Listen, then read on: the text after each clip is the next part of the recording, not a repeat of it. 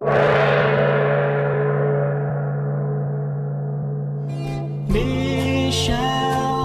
my belle, these are words that go together well. My Michelle, Michelle, my belle, Sunday Pokey. So when I first started, I was that bad, you know. They used to call me Tanglefoot because I had no idea I had no dance. I hadn't even done ballroom, and these girls were professionals. You know, they were ex-lay girls and they knew what they were doing. They had been doing the craft for at least 20 years before I even came along.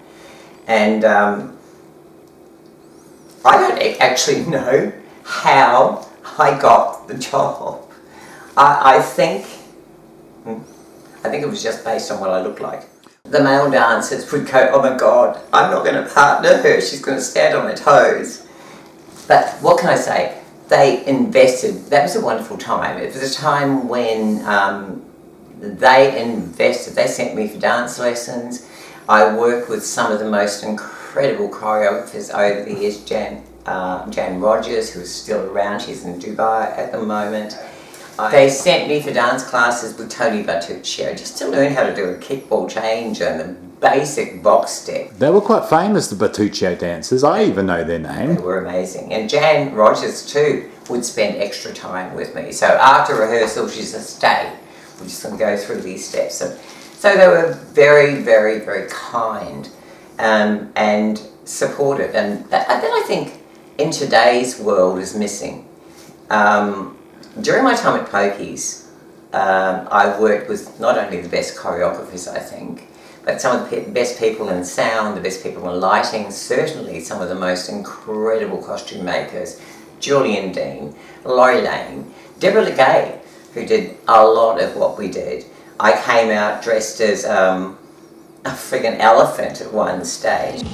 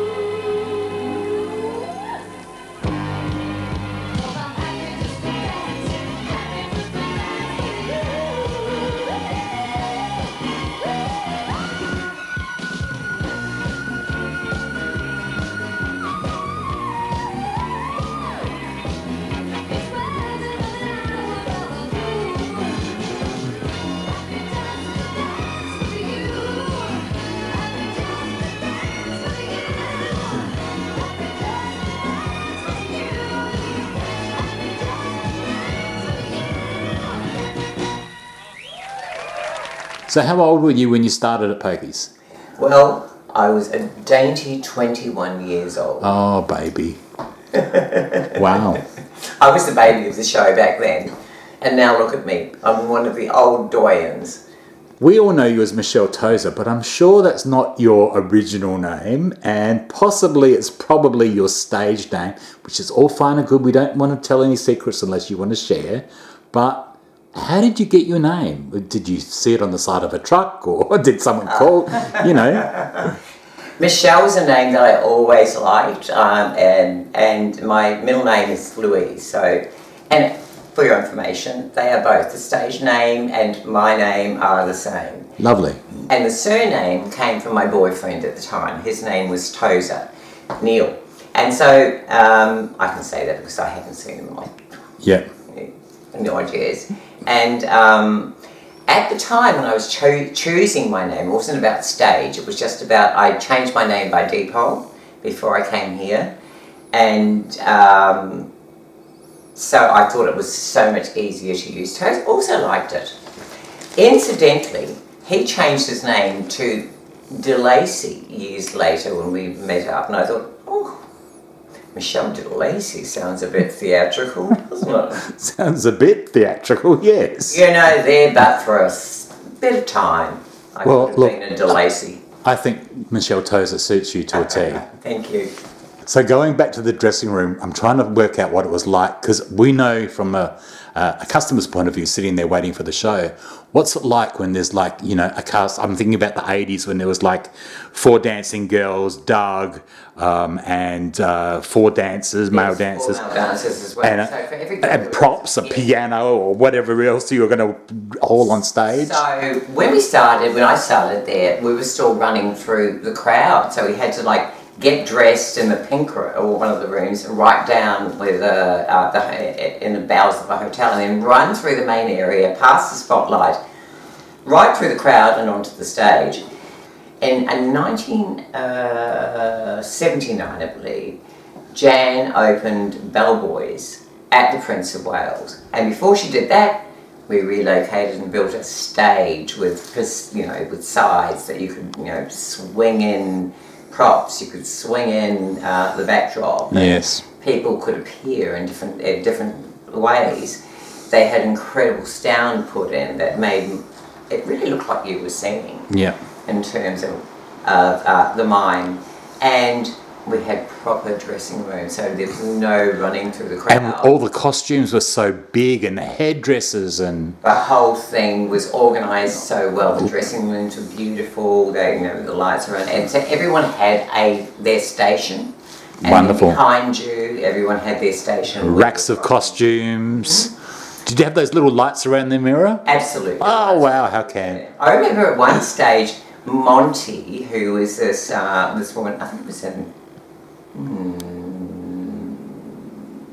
probably 1988, and she was 100, and she had been a Tivoli girl back in the day, and she came through and looked at our lights in 1988 and said, in my day, they were gas lights. Oh, Wow. Can you imagine how we would have survived in those days? Lighting our cigarettes off the gas. Oh my God! Kaboom! Yes, everyone smoked and everyone drank. We did too. And I say, and so my first day there, I went in with my glass of wine, because I used to drink white wine back then, and I had my little wine glass, and I sat down, and the girls were sitting there with jugs in front Of beer. wine. Jugs of wine. Yeah, My in a God. jug, and they said, "Oh, that's not going to last you, is it?" We do this. Yeah. My God. Okay. A jug. And when I say a jug, that jug was finished by the first show. How we got through to the second show, I don't know. That's amazing. You could remove your nail polish with it. In fact, I think you could remove paint. It was a house wine from a cask, obviously. A house wine. And when people have asked me, how have you maintained this body and this physique? Pokey's house wine. Yes. I rotted out the insides with wine. We should, we should market it now. Yes. New weight loss drug. So I want to send you back in time to maybe your first show. Let's just think about that for a second. And the lights are coming down, and all the audience are sitting there, and there's 400 people in the room, and the lights are down, and they're waiting for you to come on. How do you feel? Oh, so I signed on for an 8-week run of show, and it was Tropical Nights. And the spot number that I did was Good Morning Heartache by Diana Ross. I was just such a fan of Lady Sings the Blues, and that came from the movie. So I just stood there. I mean, the whole thing of doing the productions was wonderful. You know, I felt like I absolutely loved it. I loved being part of an ensemble. I loved being part of a group that worked together, a team. So it was something that I had never really experienced.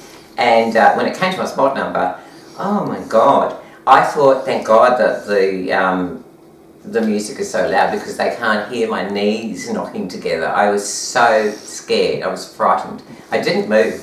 I did exactly what Jan said I would do. I just stood there. Wow. Was it enough? Yes. Did you tremble? Could you feel yourself trembling? I could almost hear audibly my knees knocking against each other. I thought I was going to fall. I was, and then maybe, a few months later, we opened with, okay, I stayed for a lot longer. And Terry made me do the opening of the show doing Memories by Barbra Streisand. So it was like a pre-entry to the show.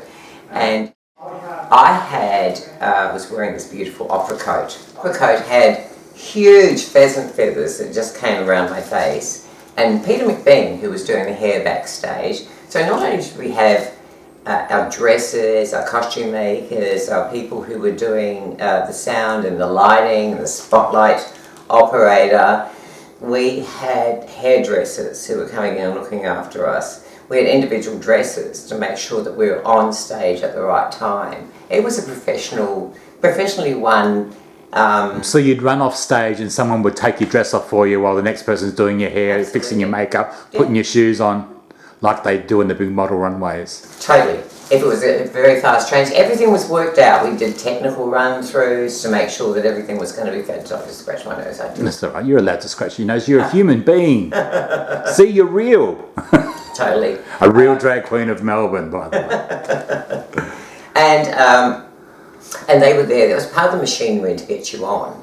That was all part of the cogs that made the show happen. And that was the part that I absolutely had adored about being in show business. You know, there's no business like show business, and there's no people like us, and that's the truth. Yes. You know, working together for this one thing, to get this vision seen for the moment that you're doing it. Understanding that things go wrong, people fall. I can tell you, people fall. Can you remember any? Can you remember any times with like some examples of things that go wrong? Well, there might have been some. Yeah, there might have been some. Okay. The lights falling from the roof, or I don't know. People falling off a model. Missing your cue, or missing your cue. No, never missed a cue. There was one time we were doing. Good God, wasn't it? This the number. I mean, So- New York. I'm sorry. So the boys started off doing the croony side of it. I'm sorry, my mind's gone blank. George. Frank Sinatra. Okay. Frank Sinatra song of New York. And we, the girls, were on our haunches behind the back curtain with holding replicas of the New York skyline. So, and they were hard wooden things that we're holding. But our costumes had all these beads and draping and everything. And we were sitting there basically on our haunches, holding these things, and the plan was, when it got to the build-up, the curtains opened, you saw the buildings, and then they turned around and we stood up. And it was these beautiful showgirls holding. I had stood on the bead, which was a nice... So I went to stand, it was like... Bah. Tripped over yourself. I couldn't get up. I stayed until our stagehand came around and went, and up I came. And the audience just applauded. Because we're all in on the joke. We love it when that stuff happens. Because we feel part of it then, because we see the awkwardness of the performer going, oh my God. I think that's it. And we feel for you. And because the shows went on for so long, I mean, people became very invested in it. And we'd come every week to see you again and again. It was like a soap opera. It was Absolutely. very addictive. Yeah. I think in the last couple of weeks we would do a mash-up type of show when you had other people coming in to do your roles, and the girls would change places with the guys and all that sort of stuff. Typical theatre. Yeah, it was wonderful. Was there ever any jealousy, do you think? Like with all these egos with performers, were there fights, backstage fights, or? Oh my God! Can we talk? I can only imagine. You don't have to tell any tales. Of course, no names will be mentioned. There was hatred. There was bitchiness. There was bites. There was boyfriend swapping. In amongst it all, though, there was a sense of camaraderie that I have never experienced since. It was amazing.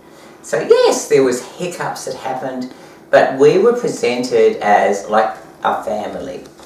I remember there was a time when Jan actually commissioned a painter to paint a picture of us, her main girls, her main boys, and she called it The Family. So it hung in the pink room where we would go after each show and watch videos of what had been done. So back in 1977, I had never even seen myself on video, let alone doing stage and everything. And so Not like the young ones today, everything's on video. everything then back there too was on video. Yeah. And it was VHS or even beta back in the day. We were talking. And people that did have it had to be rich enough to be able to buy it.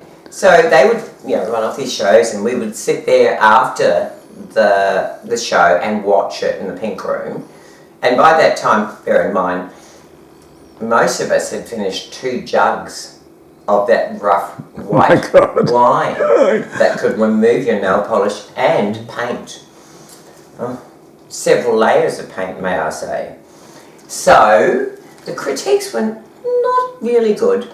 I hated watching myself. So what about the male dancers?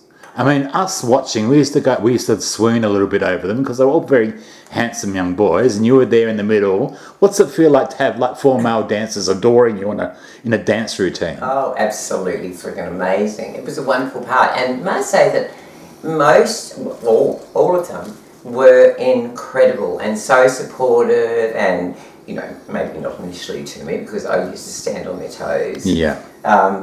But over the years, I developed. I think I became one of the better dancers, really, to tell you the truth. What were they like? So most were gay, but and occasionally there was a straight guy who saunter in. I don't know why, but no, always wonderful and so very supportive. And their job was to showcase the girls and make you look more feminine. I think you're headed for a breakdown, so be careful not to show it. You really don't remember. Was it something that he said? All the voices in your head calling Gloria, Gloria. Don't you think you're falling? If everybody wants you, why isn't anybody calling? You don't have to answer, leave them hanging on the line. Calling Gloria. Michel, ma belle, sont des monts qui vont très bien ensemble, très bien ensemble.